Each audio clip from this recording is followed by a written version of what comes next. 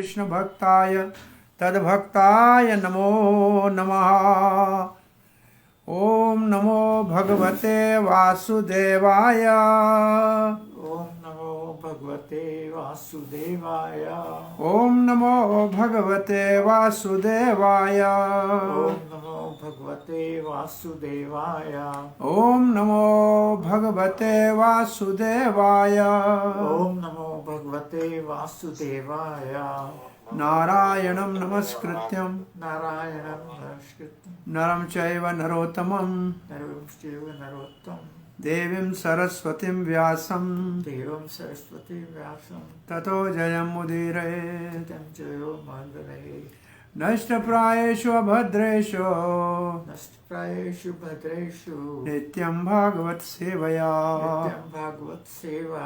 भगवती उत्तम श्लोके भगवती उत्तम श्लोके भक्तिर्भवति नैष्टिकी। भक्तिर्भवति नैष्टिकी। कृष्णाय वासुदेवाय कृष्णाय वासुदेवाय देवकी नंदनाय च देवकी नंदनाय च नंदगोपकुमाराय नंद गोप कुमाराय गोविंदाय नमो नमः। गोविंदाय नमो नमः।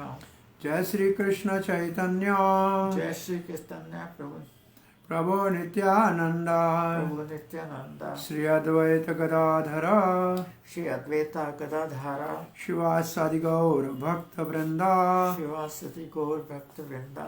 हरे कृष्णा हरे कृष्णा कृष्णा कृष्णा हरे हरे कृष्णा कृष्णा हरे हरे हरे राम हरे राम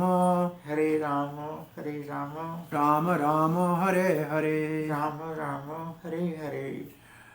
सो आप सब प्रिय पंचशील के भक्तवृंद, दामोदर देश भक्तवृंद, फेसबुक के भाग्यशाली भक्त, आप सबका हार्दिक स्वागत है। श्रीमद् भागवत महापुराण के अंतर्गत जो प्रार्थनाएं हैं, महर्षियों की, देवताओं की, भक्तों की, उनका श्रवण करते आगे बढ़ते हुए हम तीसरे स्कंद के 19वें अध्याय में केवल मात्र एक श्लोक में देवताओं की प्रार्थना भगवान यज्ञ स्वरूप वाराह रूप को है। प्रसंग ये चल रहा है कि ब्रह्मा जी को सृष्टि करनी थी। सृष्टि करने के लिए पृथ्वी चाहिए और पृथ्वी रसातल लोक में चली गई थी, असुर ले गए थे। तो ब्रह्मा जी के चिंतन करने के ऊपर भगवान वाराहदेव पृथ्वी को रसातल से लेने गए। तो उस समय दिति और कश्यप का पुत्र हिरणाक्ष, इसका मतलब हिरणाक्ष और हिरणाक्षपु और इनकी सृष्टि जो है दूसरे कल्प की होगी, क्यों पृथ्वी नहीं थी, वो सृष्टि कहाँ होती, अन्य स्थान पे थे। वो गर्भ सागर के अंदर सब जगह गदा लेके घूम रहा था। वरुण देवता के पास गया कि मेरे से लड़ाई करो। वरुण देव ने कहा, देखो मैं बूढ़ा हो गया हूं, अब मुझे लड़ने की सामर्थ्य नहीं है, परंतु तुम्हारे अंदर जो ये लड़ने की तीव्र इच्छा जो है ना, ये भगवान विष्णु तेरी इच्छा पूरी करेंगे। वह कहाँ है विष्णु? बोला अभी पृथ्वी को उठा के जा रहा है, देखो वाराह रूप में। तो हिरण्याकश ने वाराहदेव को ललकारा और वाराहदेव ने कहा कि पहले तो वाराहदेव ने कहा कुत्तों का काम भौंकना ही है, जब तक मैं पृथ्वी को अपने स्थान पे नहीं रखूंगा तब तक। तो उन्होंने, वाराहदेव ने हिरण्याकश की किसी भी चुनौती की ओर कान नहीं धरा, लेकिन जब अपने कार्य को पूर्ण किया, जिस कार्य के लिए अवतार हुए थे, क्योंकि कार्य प्रधान अवतार है, पृथ्वी को अपने स्थान के ऊपर स्थापित करके अपनी ऑर्बिट में, फिर मुड़ के वाराहदेव के साथ युद्ध करने लगे। कल की कथा को इसकी कथा से जोड़ के अगर देखेंगे तो दो जो द्वारपाल थे भगवान के वैकुंठ के, वही तो हिरण्याकश और हिरण्याकशिपु के रूप में दिति के पुत्र कश्यप के द्वारा प्रकट हुए हैं। तो भगवान तो उनको लेने के लिए आना ही है, तो वारादेव उनको लेने के लिए आए हैं हिरण्याकश को। तो भगवान को तो युद्ध करने का एक ये लीला करनी थी, इसके लिए उन्होंने अपने पार्षद को भेजा था। तो अब हिरण्याकशिप और बड़े भाई छोटा हिरण्याकशिपु, हिरण्याकश और वारादेव के बीच में घोर युद्ध हो रहा है। ये युद्ध काहे के लिए हो रहा है? भगवान की लीला है। और इस युद्ध को बहुत समय हो गया, शाम होने लगी, ब्रह्मा जी की शाम होने लगी। इसका मतलब कई युग बीत गए। ब्रह्मा जी कहते हैं शाम का समय हुआ तो असुरों का बल बढ़ जाता है। अब भगवान आप इससे खेलना बंद कीजिए, देवताओं के हित के लिए आप अब इसका उद्धार कीजिए। तो फिर घोर लड़ाई का वर्णन है, लेकिन वारादेव ने तो केवल हाथ उनकी कनपट्टी पे मारा और हिरण्याकश का उद्धार हो गया। और हिरण्याकश के उद्धार के समय देवता सारे प्रसन्न होकर, जो हिरण्याकश और हिरण्याकशिपु दोनों से दुखी थे, वो एक श्लोक में भगवान की प्रार्थना कर रहे। देवाऊचो नमो नमस्ते अखिल यज्ञ तंत्वे स्थितो गृहीत अमल सत्व मूर्त्यै दृष्ट्या हतो अयम जगताम अरुन्तुदस् त्वत्पाद भक्त्या वयम ईश निवृत्ता नमो नमस्ते अखिल यज्ञ तंत्वे। हम बार बार नमस्कार करते हैं, हे अखिल संपूर्ण यज्ञ का तंत्वे, अखिल यज्ञ तंत्वे, सारे यज्ञों के भोक्ता, हे यज्ञ पुरुष भगवान। स्थितो ग्रहीत अमल सत्व मूर्ते, ये आपने जो वाराह रूप का शरीर धारण किया है, जो संसार में निंदनीय है, जिसकी निंदा होती है, परंतु आपका ये जो आपने धारण किया है ये अमल है, इसमें कोई मल नहीं है। ये सत्व मूर्ति है, ये विशुद्ध सत्व है, प्रकृति के तीनों गुणों से परे है। दृष्ट्या हतो अयम जगताम अनुर्दत्तस, और आपके दृष्टिया का श्रील प्रभुपाद जी अर्थ लिखते हैं सौभाग्य की बात है, अच्छा किया, कल्याण हो गया संसार का। आपने जगत के कल्याण के लिए, जगत को तड़पाने वाले, दुख देने वाले, एक आतंक फैलाने वाले का विनाश कर दिया, तो उसका हत्या कर दी। तो तत्पाद भक्त्या, अब आपके चरणों की भक्ति करेंगे, हमारे बीच में कोई बाधा नहीं डालेगी। तो बाधा की क्या थी? वयमीश निवृत्ता, बाधा थी हिरण्याकश, इसको तो आपने कर दिया समाप्त। अब हमें बड़ी प्रसन्नता, हम अब बड़ी प्रसन्नता पूर्वक आपकी भक्ति करेंगे। ये आपने हमारे ऊपर बड़ी अनुग्रह किया है, जगत के ऊपर और हमारे ऊपर। तो देवता भगवान को कहते हैं बार बार आपके चरणों में नमस्कार है, हे यज्ञ के भोक्ता, हे वाराह रूप में, शुद्ध सत्व में प्रकट मूर्ति रूप वाराह रूप। हम बड़े भाग्यशाली हैं, जो असुर हमको बहुत तड़पा रहे थे उसका आपने वध किया। अब हम प्रेम पूर्वक आपके चरण कमलों की भक्ति कर सकेंगे।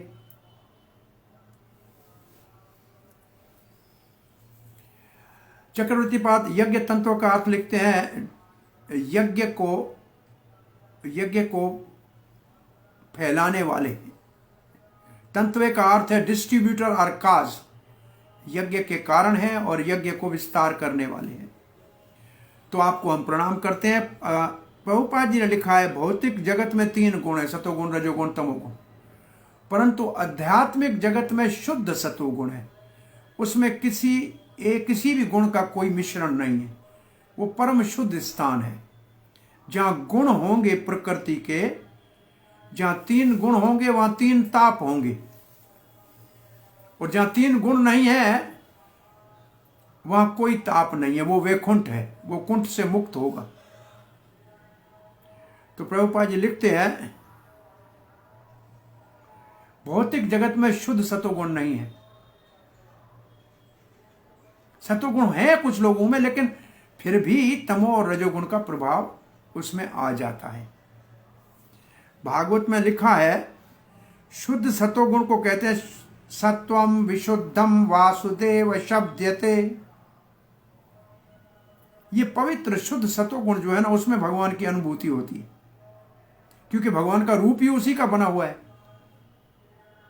तो इसलिए प्रभुपाद जी लिखते हैं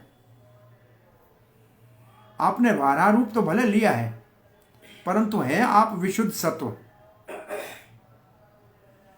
आप में कोई भौतिक गुण नहीं है। आप में और विष्णु में कोई अंतर नहीं है, आप विष्णु का ही विस्तार है, क्योंकि विष्णु यज्ञपति है तो आप यज्ञ मूर्ति हैं। हमने ऋषियों की प्रार्थना वारादेव को सुनी थी, वो यज्ञ मूर्ति कह रहे थे, वेदों का स्वरूप कह रहे थे। तो सारे यज्ञ जो वेदों में कहे गए हैं वो तो आपको प्रसन्न करने के लिए हैं। भगवान आपकी संतुष्टि, यज्ञ पुरुष आप हो, यज्ञ आपकी प्रसन्नता के लिए होते हैं।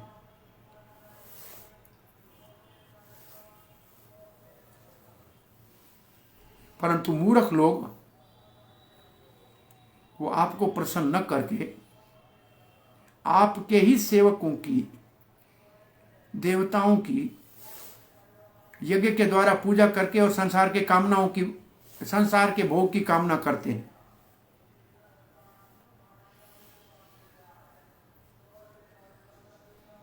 परंतु जीवन का परम तत्व है विष्णु को प्रसन्न करना। भगवान श्री विष्णु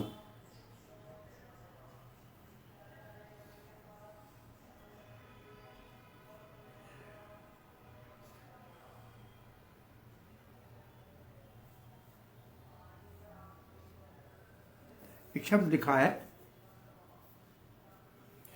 जो भी इंसान प्राणी इस सत्य को जानता है कि भगवान विष्णु ही आराध्य हैं, वो देवता के समान है। पाठ पहले लिखते हैं स्कॉल डेमी गॉड, वो देवता है। फिर लिखा है वो देवी गुणों से संपन्न है, और फिर लिखा है ऑलमोस्ट गॉड।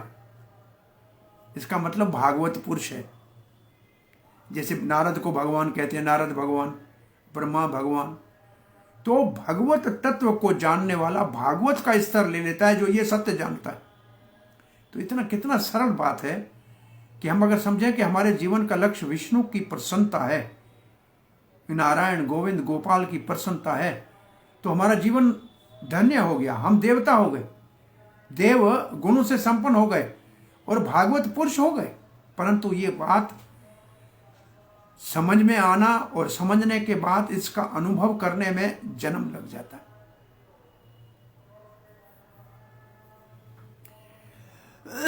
ऐसे क्यों? क्योंकि हम भगवान का अंश हैं। हम जब भगवान के अंश हैं तो हमारे अंदर भगवान जैसे सारे गुण हैं, और भगवान अपने सारे गुण अपने शुद्ध भक्तों को देते हैं और अपने सारे षड गुणों से भक्तों का पोषण करते हैं और रक्षण करते हैं।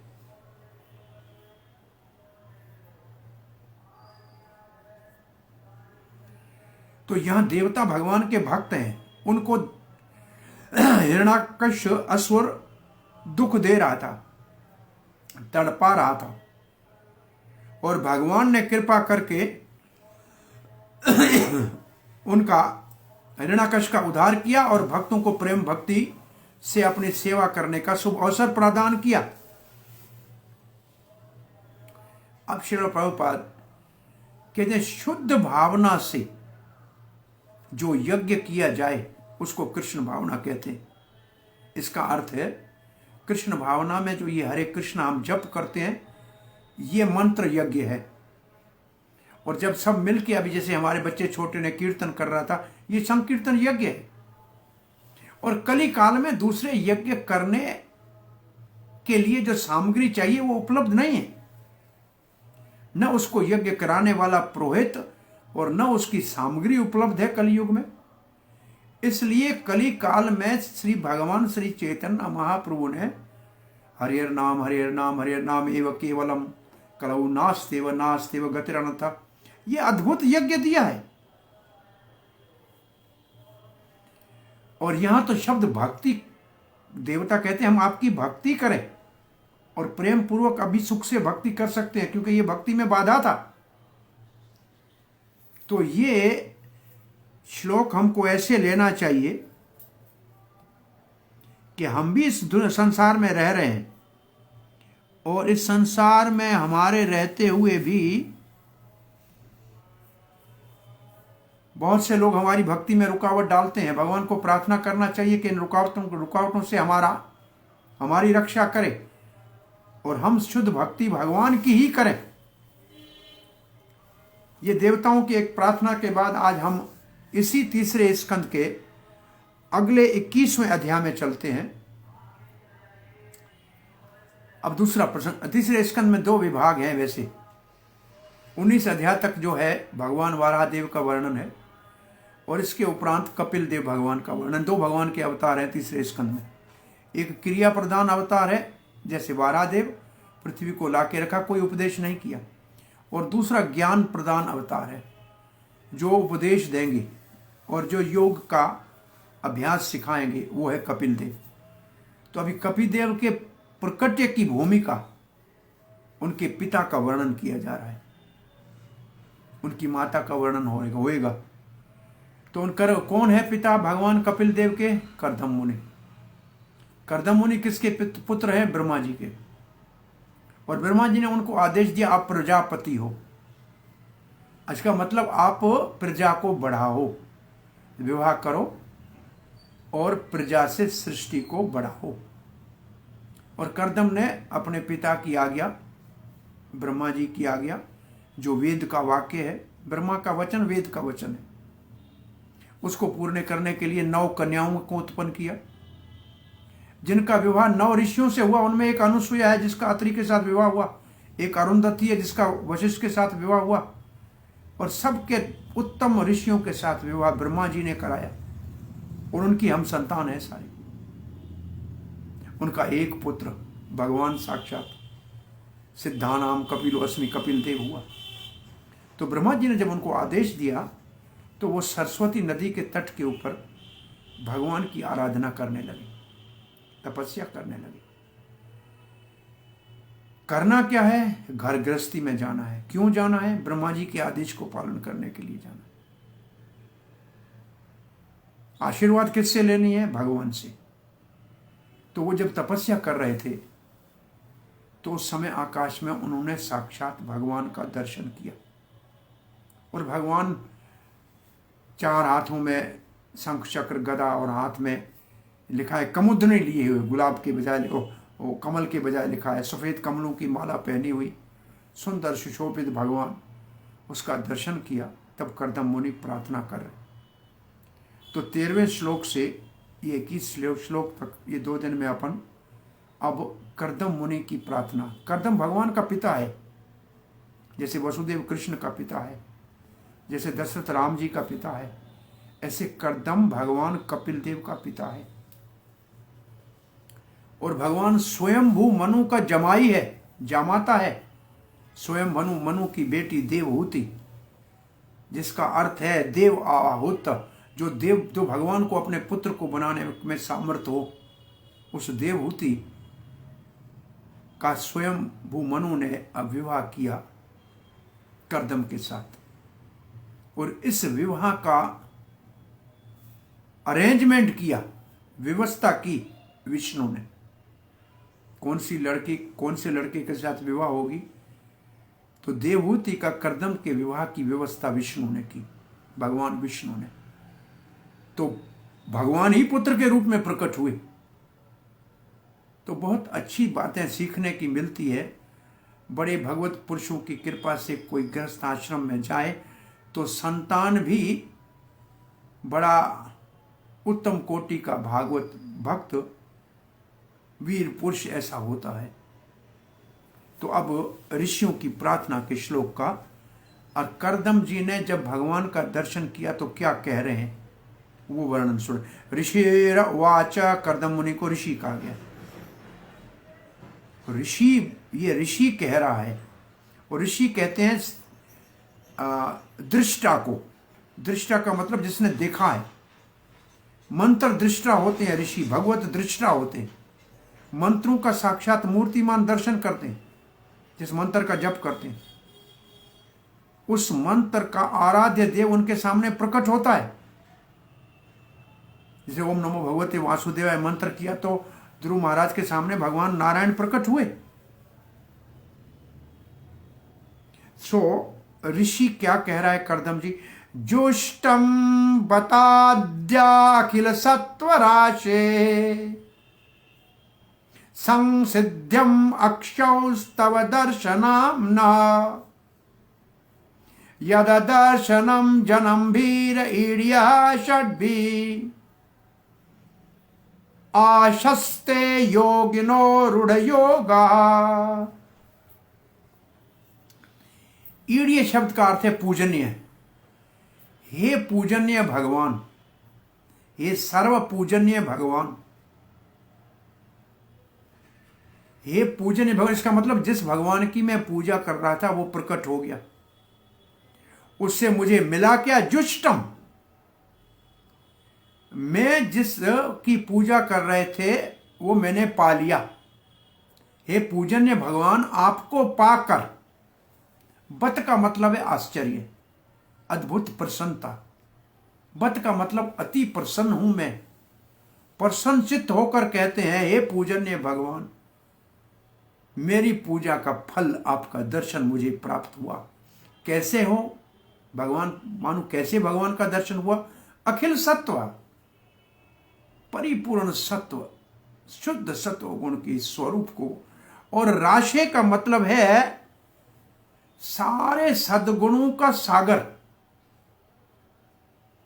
सारे सद्गुणों का आगार।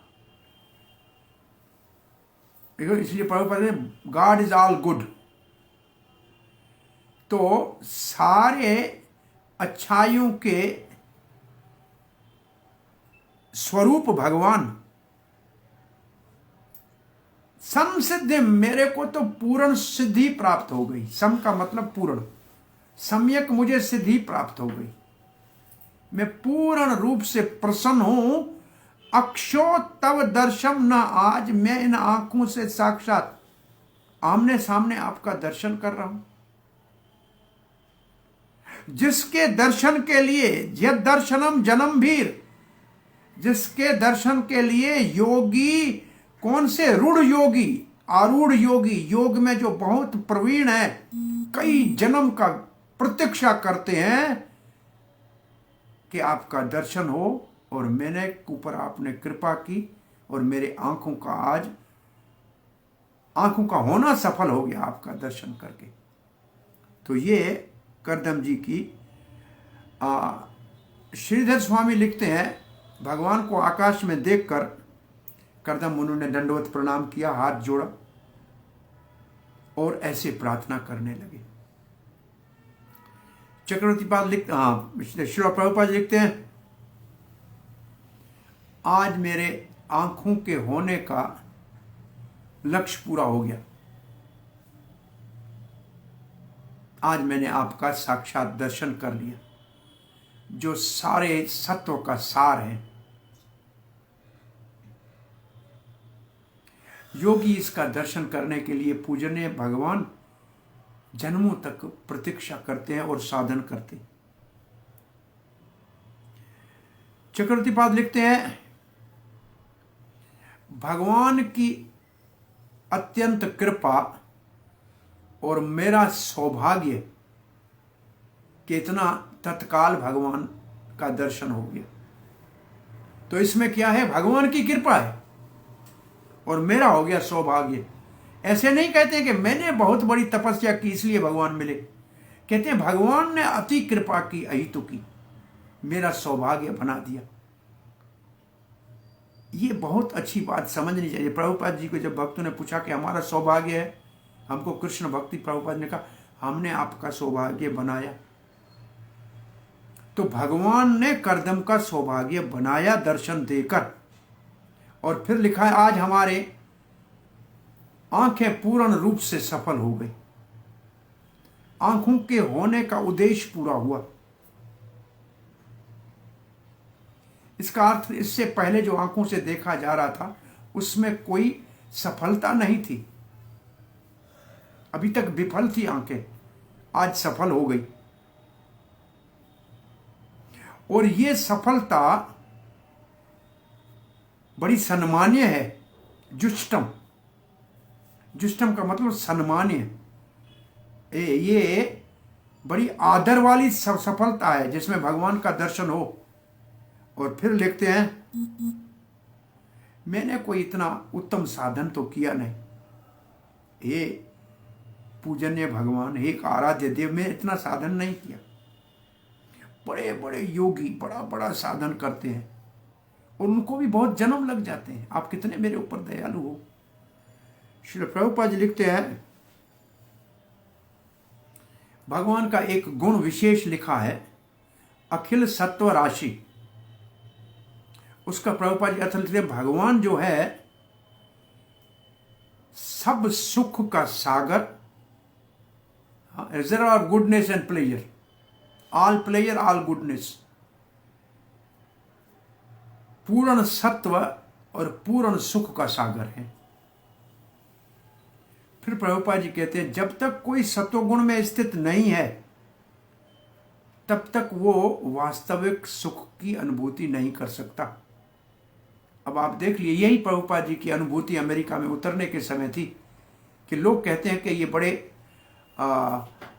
प्रगतिशील देश है परंतु यहाँ लोगों में सुख नहीं दिख रहा। क्यों? रजो और तमो गुण है। तो सुख कहाँ होता है?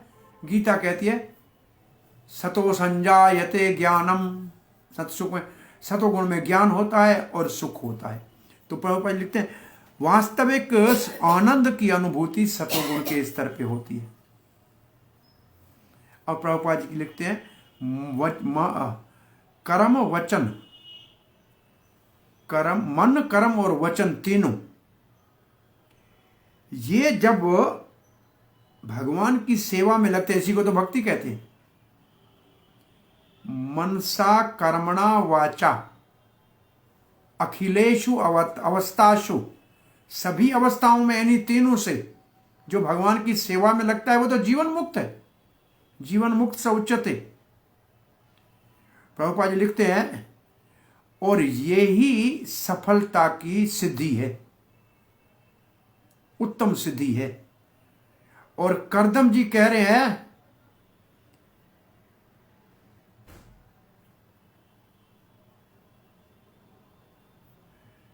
कि भगवान आप जो इन सारे सद्गुणों के सागर, सुख के सागर, उनको पाने के लिए, उनको समझने के लिए, उनकी अनुभूति करने के लिए, उनको आंखों के सामने देखने के लिए, आंख से आंख मिलाकर और मुख से मुख का दर्शन करने के लिए, करने से आज मेरी दृष्टि सफल हो गई। यही मेरी आंखों का फल है।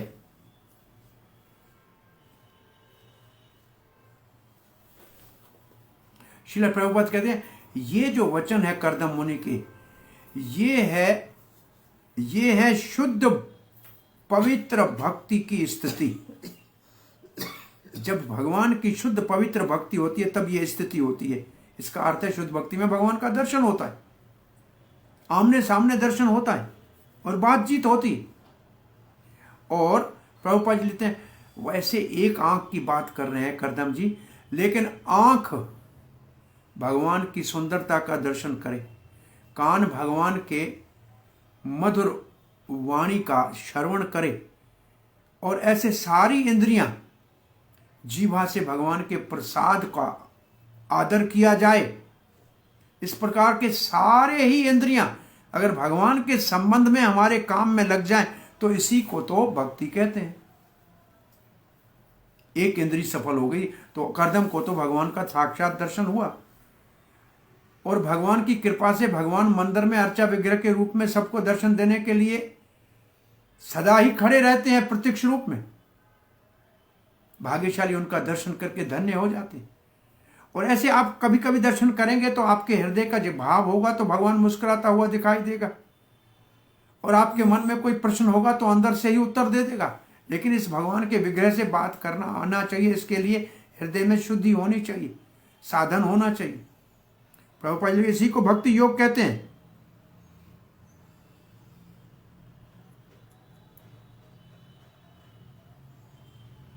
इसके लिए शुद्धि क्या चाहिए? प्रभुपाद जी लिखते हैं सर्व उपाधि विनुर्मुक्तम, लिखा है शब्द यहां, उपाधियों से मुक्त होना। उपाधि का मतलब हमारी शरीर की पहचान से उठना है, आत्मा के स्तर पे आना है, तब ये भगवान के साथ हमारा साक्षात्कार हो सकेगा। तो तब प्रभुपाद जी लिखते हैं करदम मुनि यहां स्वीकार कर रहे हैं कि भगवान को देखने के लिए शुद्ध भक्ति एकमात्र साधन है।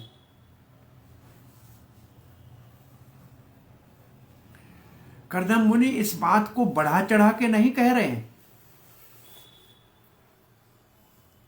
वो प्रमाण दे रहे हैं कि बड़े बड़े कठोर तपस्या करने वाले योगी कई जन्म लगाते हैं तब भगवान का दर्शन होता है, लेकिन वो दर्शन करना चाहते हैं। मैं तो बड़ा भाग्यशाली हूं। दूसरे श्लोक में कहते हैं भगवान आपका दर्शन हो, आपके चरण कमलों की नौका जिसको प्राप्त हो और भवसागर पार न करके संसार के भोगों की कामना करे, जो नारकी जीवों के लिए भी सरलता से उपलब्ध है, तो महामूर्ख कहा जाएगा। ऐसे कह के इसके बाद 15वें श्लोक में कहेंगे वो महामूर्ख, कहीं भगवान आपको ढूंढने जाने की जरूरत नहीं है, वो महामूर्ख मैं हूं। ये भी भक्तों की एक निम्रता का बड़ा अद्भुत भाव है। पति तपावन हेतु तव अवतार, मोसम पतित न पाइबे आर। भगवान आप तो पतितों के उद्धार के लिए आए हुए हो, मुझसे ज्यादा पतित आपको मिलेगा नहीं। और ये कहते हैं, अब ये श्लोक देख लिए क्या कह रहे, ये माया ते हत्त मेधसस्त्वात् पादा अरविंद भव सिंधुपोतम उपासते काम लवाय लेशाम राशीष कामाम निर्ये अपीये सुयो। ये माया ते हत मेधसा, जिनकी मेधा जिनकी बुद्धि माया ने चौपट कर दी है,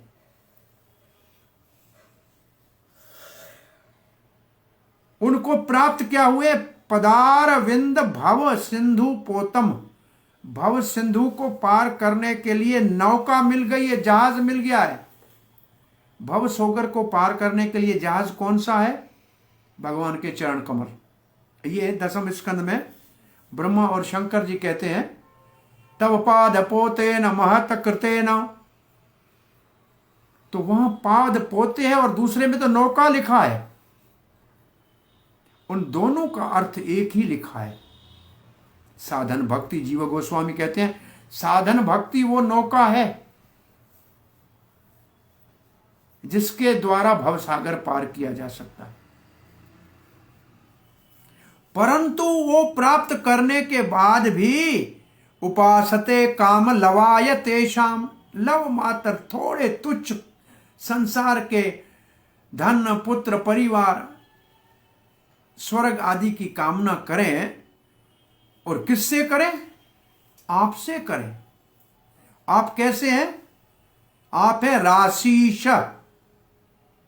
आप है राशीश। प्रभुपाद लिखते हैं राशि ईश, ये आप हैं सब कुछ देने वाले, सब वरदाता हैं आप, सब आशीर्वाद देने वाले, कुछ भी दे सकते हैं।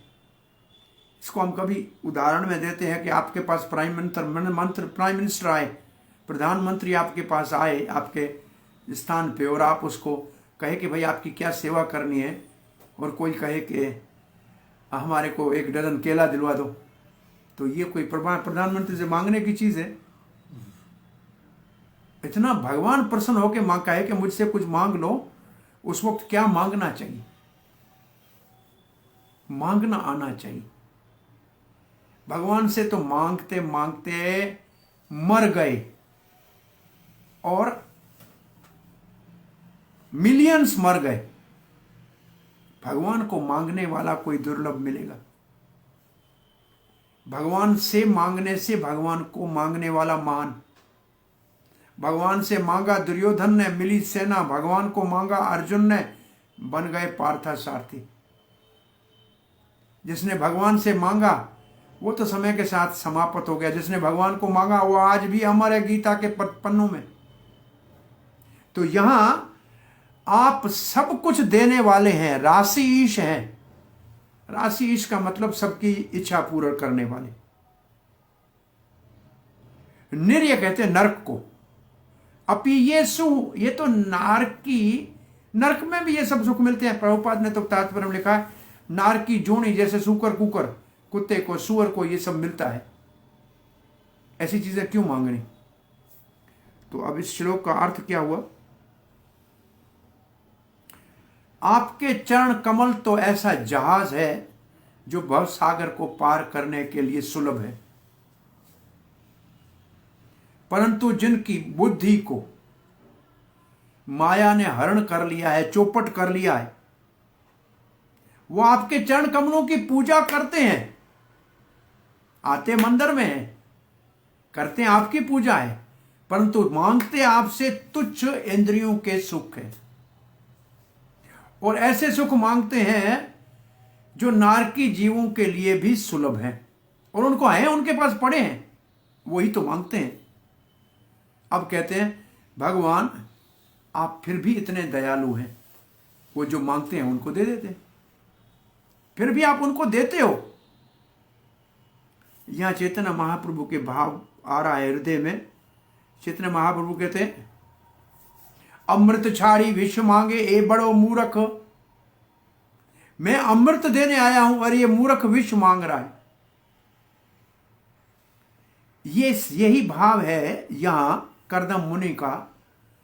भगवान अपने को देने आए हैं और हम विषयों का भोग मांग रहे हैं, इंद्रियों के विषयों का भोग मांग रहे हैं। लेकिन चैतन्य महाप्रभु कहते हैं अमी विज्ञ, मैं तो जानकार हूं, ये मूर्ख है, मैं तो मूर्ख नहीं हूं।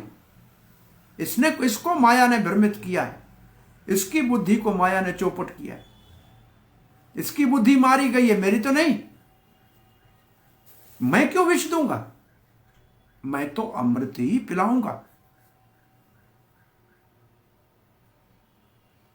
तो करदम जी भगवान से प्रार्थना करेंगे कि मेरा विवाह कराओ, लेकिन भगवान अमृत के रूप में कपिल देव देंगे। तो मांगने वाला जब भगवान के पास मांगने जाता है ना, तो मांगने के प्रोसेस में, मांगने की प्रार्थना की विधि में भगवान उसके हृदय को पवित्र कर देते। ये भगवान से मांगने और देवता से मांगने में अंतर है। देवता मांगने वाली आपको वस्तु देगा, लेकिन आपके हृदय को पवित्र नहीं कर सकता। भगवान मांगने वाले के हृदय को पवित्र करके वस्तु देंगे, परंतु उस वस्तु का वो भोग नहीं करके सेवा में लगाएगा। इसका उदाहरण ध्रुव महाराज है। गए थे पिता और पिता में से राज बड़ा मांगने, साक्षात भगवान का दर्शन किया तो न याचे वरम अहम, हमको कुछ नहीं चाहिए भगवान, आप मिल गए तो अब क्या करें, हम तो कांच के टुकड़े मांग रहे थे, आप हीरा मिल गए। तो ये भगवान देते हैं, लेकिन देते देते हृदय शुद्ध कर देते हैं। ये भगवान की देने की शैली है।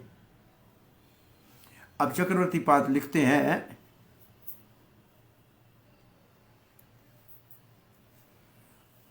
दुख से कहना पड़ता है कि भगवान आप दया के सागर हैं और लोग आपको भौतिक भोग के लिए पूजते हैं, ये दुख हो रहा है।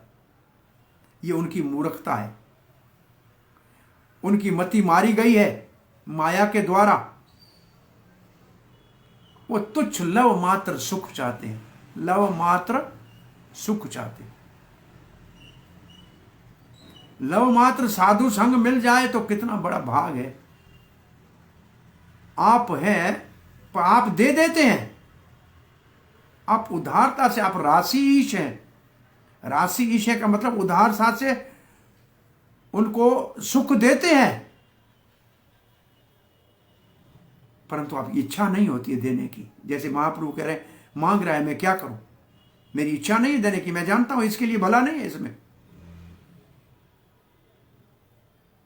तो फिर देते क्यों? ये प्रश्न उठाया जाए। चक्रवर्ती कहते हैं फिर भगवान उनको आप देते क्यों? बोला मैं अगर नहीं दूंगा तो ये जो अभी मंदिर में आके रोज भक्ति करते हैं थोड़ी ये भी छोड़ देंगे, तो ये कहीं के नहीं रहेंगे। कहते ध्रुव महाराज को भगवान ने दर्शन दिया, ध्रुव ने कहा कुछ नहीं चाहिए, फिर भी भगवान ने ध्रुव लोक इस संसार का राज 60,000 साल दिया। क्यों दिया? बोला नहीं तो फिर भक्ति, कोई भक्ति नहीं करेगा। बोला इतनी तपस्या करो, फिर भगवान देता कुछ नहीं, अंगूठा दिखा देते, तो लाभ क्या हुआ?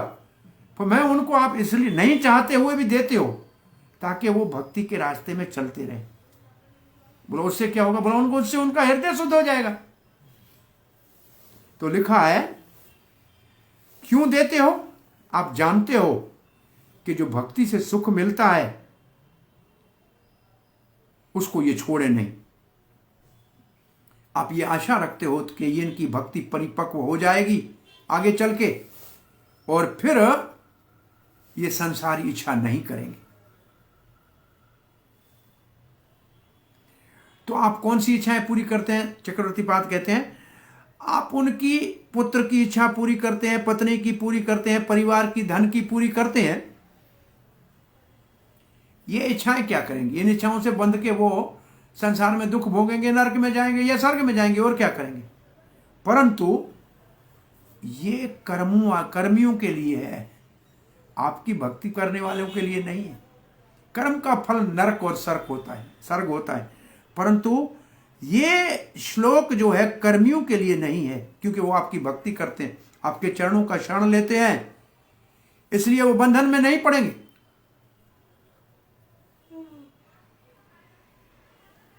आप उनको शुद्ध कर देंगे।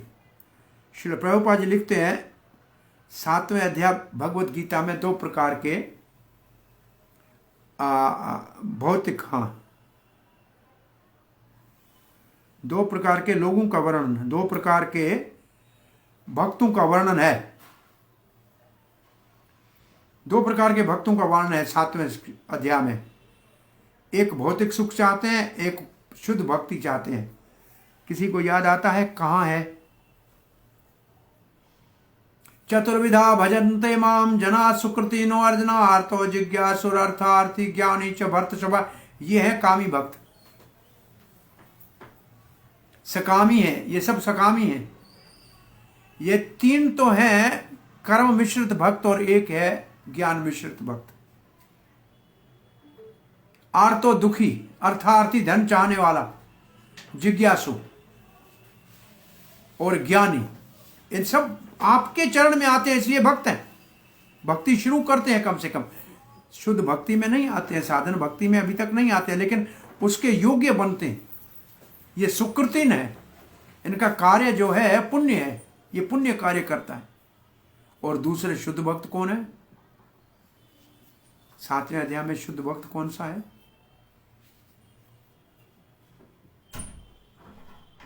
अनन्यास चिंतयन्तो माम, इसमें नहीं हो तो 9वें अध्याय में। इसमें शुद्ध भक्त का वर्णन कौन सा है श्लोक?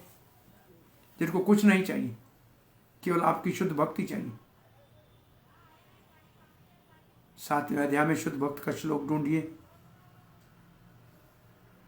अब श्रील प्रभुपाद जी लिखते हैं भौतिक जगत में जो सूकर कुकर को, सूकर कहते हैं, सुअर को कुकर कहते हैं, कुत्ते को, वो तो नारकी सुख है, उनके लिए लोग क्यों प्रयास करते? अब प्रभुपाद जी कहते हैं आधुनिक योगी भी आसन प्राणायाम आदि योग करके लोगों को कहते हैं संसारी भोग करो और इंद्रियों के भोग में भी कुत्ते बिल्ली की तरह भागो। तो ये योग किस काम का है? इन ऐसे लोगों की योग शब्द का अर्थ है भगवान से संबंध। इसमें ये आजकल के योगियों का भगवान से तो कोई संबंध है नहीं। तो प्रभुपाद जी कहते हैं करदम मुनि ऐसे लोगों की निंदा कर रहे हैं कि ऐसा सुख क्यों मांग रहे हैं जो कुत्ते बिल्ली के लिए उपलब्ध है अथवा नारकी योनियों में उपलब्ध है। प्रभुपाद जी लिखते हैं भगवान इतने दयालु हैं, भगवान इतने दयालु हैं, तो ऐसे तथाकथित योगियों को अगर नारकी सुख चाहते हैं तो उनको नारकी सुख दे देते हैं। उनको चाहिए तो भगवान क्या करेंगे, दे देते हैं।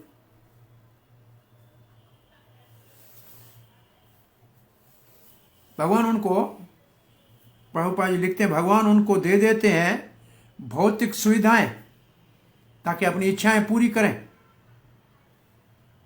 परंतु करदम मुनि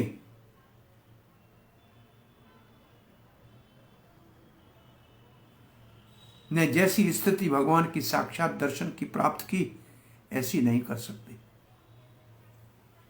इसका अर्थ है भोग की इच्छा करने वाले भगवान को नहीं पा सकते। भोग और भगवान साथ नहीं रह सकते।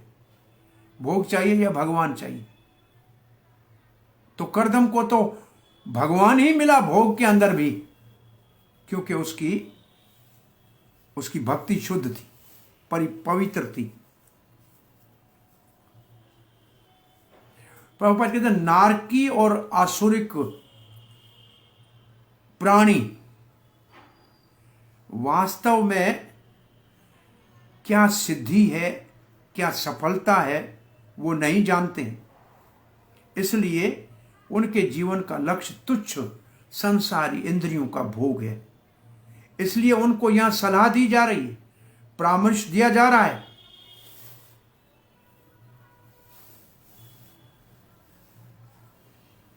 कि वो अपनी इच्छा पूरी करो, लेकिन साथ साथ में कोई मंत्र जपो, कुछ साधन करो। ये प्रभुपादी कटाक्ष में कह रहे हैं।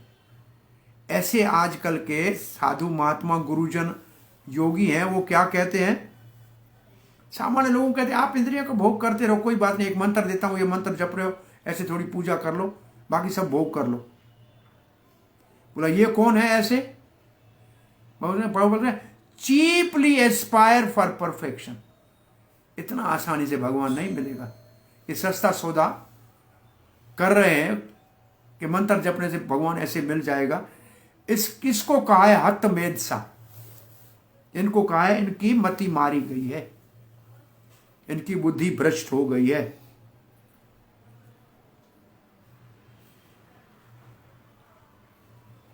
योग के ध्यान से भौतिक सुख चाहते हैं, कितने मूर्ख हैं। प्रभुपाद जी यहां योगियों के ऊपर आक्षेप कर रहे हैं। वहां योगी कई जन्म लेके भगवान का दर्शन चाहते हैं और यहां योगी संसार का भोग चाहते हैं। भगवत गीता के में कहा गया है देवताओं की पूजा करते हैं जो भोग के लिए, उनको भी अल्पमेध सा कहा गया है। कम बुद्धि वाले, उनको ज्यादा बुद्धि नहीं है, अल्पमेध सा।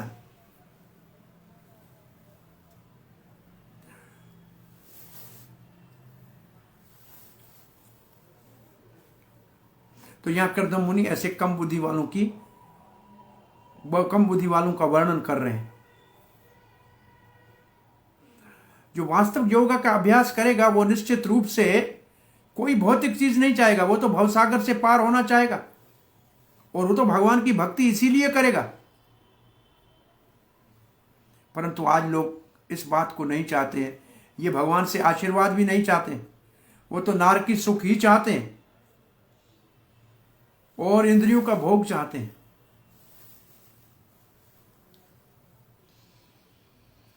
अब भगवत गीता में भगवान क्या, ये यथा माम प्रपद्यन्ते तांग तथैव भजाम्यहम्। जो जिस भाव से मेरे पास आता है मैं उसका वैसे, कोई कहता है मुझे भोग दो तो मैं भोग देता हूं, कोई कहता है योग दो तो योग देता हूं, कोई कहता है भक्ति दो तो मैं सावधान हो जाता हूं।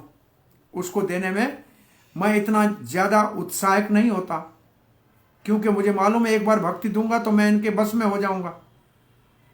तो भगवान बाकी सब देने में तो देर नहीं करते, लेकिन भक्ति देने से पहले बहुत कठोर परीक्षा लेते हैं कठोर परीक्षा लेते हैं और तब भक्ति देते हैं। अति दुर्लभा है भक्ति। अब 15 श्लोक का पाठ आज करते हैं, कथा कल करेंगे। अब उनकी निंदा करके अपने आप को कहते हैं वो सबसे ज्यादा मति मारा मैं हूं। तथा तथा सा चाहम परिवोढ़ु कामान। फिर भी जिनकी मैंने निंदा की ना, वो मैं हूं। भगवान क्या चाहते हो? प्रौढ़ कामान, विवाह करना चाहता हूं, विवाह की इच्छा है। समान शीलम, मेरे समान गुणों वाली। गृहमेध धीनम, गृहमेध मतलब मेरे घर में जो धर्म अर्थ काम पूरा करे, ऐसी गाय के समान पत्नी चाहिए। उपेयवान, यही मांगता हूं, लेकिन दुख हो रहा है, धिकार है, मैं ये मांग रहा हूं। किससे मांग रहा हूं? मूलम अशेष मूलम, मैं उन चरण कमलों से मांग रहा हूं जो कुछ भी दे सकता है।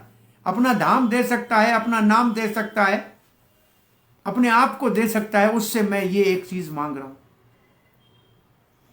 दुराशय, ये मेरी दुष्ट आशा है, अच्छी आशा नहीं है, दुराशय। काम दुग्धा, काम दुघा अंग्री, काम दुघा अंग्री पस्या। परंतु आपके चरण कमल तो सब कामना पूरी करने वाले हैं। वो तो कल्प वृक्ष है। मैं कल्प वृक्ष के नीचे बैठकर अपने गुणों के समान त्रिवर्ग पूरे करने वाली पत्नी मांगने की मूर्ख का कर रहा हूं भगवान। तो भगवान कहेंगे तो फिर तुम ज्ञान क्यों नहीं मांगते हो, धाम क्यों नहीं मांगते हो? तो कहते हैं क्या करूं, ब्रह्मा जी के वचनों से, वेद के वचनों से, जैसे मरीचि बंधा हुआ प्रजा को उत्पन्न कर रहा है, ऐसे मेरे पिता ने मुझे प्रजा उत्पन्न करने का आदेश दिया है। मैं क्या करूं? इसीलिए मैं आपके पास आया। तो इसलिए कर्दम मुनि की निंदा नहीं। कभी मूर्ख प्रवक्ता कहते हैं कर्दम मुनि भगवान पाने के बाद स्त्री मांग रहा था, लेकिन कर्दम मुनि के घर में भगवान कैसे अवतार लेता? अगर इतना वो कामी होता तो आपको आश्चर्य लगेगा कि भगवान का जन्म होते ही कर्दम ने प्रणाम किया, परिक्रमा की और चले गए उत्तर दिशा में। तो कर्दम महान भक्त है, अपने पिता की आज्ञा का पालन प्रजापति के रूप में कर रहे हैं। उनकी कामना भगवान पूरी करेगा, लेकिन उनका हृदय भी साथ में शुद्ध करेगा और स्वयं पुत्र के रूप में आएगा। ये कथा कल करेंगे। हरे कृष्णा। आपका कोई प्रश्न है, जिज्ञासा है? कोई प्रश्न, जिज्ञासा? हरि बोल। श्रील प्रभुपाद की जय, गौर भक्त वृंद की जय। निताई गौर, निताई गौर प्रेमानंदे साधु साधु।